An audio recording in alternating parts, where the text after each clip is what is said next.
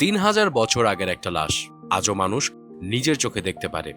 আর সবচেয়ে ভয়ঙ্কর ব্যাপার হলো, কোরআনে এই ব্যাপারে আগেই বলা হয়েছিল।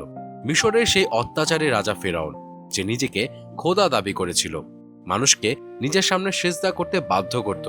কিন্তু মুসা আলাইহিসসালাম আল্লাহর বার্তা নিয়ে যখন তার কাছে আসলেন, তখন ফেরাউন সত্য মানতে অস্বীকার করে। এরপর আসে সেই ভয়ঙ্কর দিন।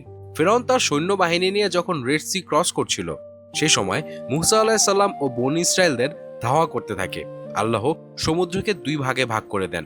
মুসা আলাইহিসসালাম তার অনুসারীরা পার হয়ে যান, কিন্তু ফিরআউন মাঝ সমুদ্রে পৌঁছানোর পর বিশাল ঢেউ একসাথে বন্ধ হয়ে যায়।